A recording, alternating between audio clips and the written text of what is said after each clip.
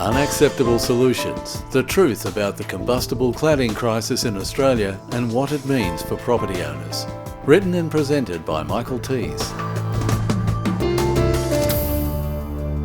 The cladding crisis presents a unique prism through which to view world events.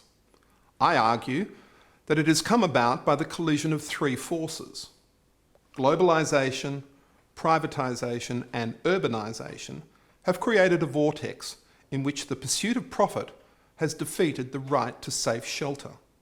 Let me explain my theory. The influx of ACP began in the 90s when patents expired on earlier forms of that product and global markets converged to see imports flourish from more competitive manufacturing economies. At the same time, by 1994, neoliberal thinking was driving our policymakers and lawmakers to make government smaller by outsourcing things previously done by government. The example in point, of course, is the certification of housing as safe for occupation. And by the new millennium, when these two forces had gathered momentum, came urbanisation and the biggest shift in housing preference we have ever seen in this country, to a point where by 2015, more attached housing than detached housing was being approved in every capital city in every state and territory in the country. It was cheap product, loose regulations and insatiable demand that, to my way of thinking, caused the cladding crisis. My second theory is that by corollary, it is only more expensive housing outcomes, tighter regulations and discerning demand that we will emerge from this crisis. Cheap products will always be appealing and the lowest common denominator will always drag us down. So perhaps that's not the place to start. It's tighter regulations that is the key, and that will rid us of the cheap, nasty products and enable purchasers to see the difference between good and bad. The regulatory responses of our governments have been patchy, but there have been three standouts that hold great hope for the future. The first two are from Queensland. Queensland has legislated a duty of care to make housing safe, not merely to comply with minimum standards.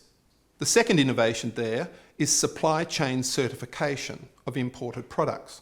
Every handler of every shipment has to tag and sign off the products as compliant, and they will be held accountable for their share of liability if things go awry. The third standout reform comes from New South Wales, where a building commissioner has been appointed with wide-ranging powers to enter sites and stop work if not satisfied with the quality. A few wins on this front and some benchmark reporting in terms of the quality of work of different developers will make it easier for New South Wales purchasers, at least, to see the difference in quality previously not visible to the naked and untrained eye. Hopefully other states will follow with this reform. And then we come to the ethics of building and property development. It is inconceivable that in the 30 years that the ACP market flourished in Australia, that people in a position of leadership in authority selling this product didn't stop and say, it's just not right that we test the aluminium parts of ACP in the furnace, but not the stuff in the middle that burns like petrol.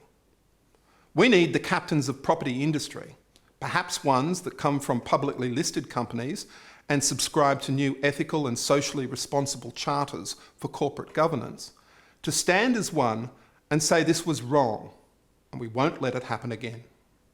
Fix My Strata is brought to you by Alspec, Australia's leading aluminium systems specialists. The information featured in this video is general in nature and does not constitute legal, insurance or financial advice. The information should not be relied upon as advice to be applied in any factual situation. Before making any legal, insurance or financial decisions, you should consult a licensed professional in your state or territory who can advise you whether or not your decision is appropriate for you. Michael Tees has commercial arrangements with Alspec and other companies and service providers mentioned and featured on fixmystrata.com.au.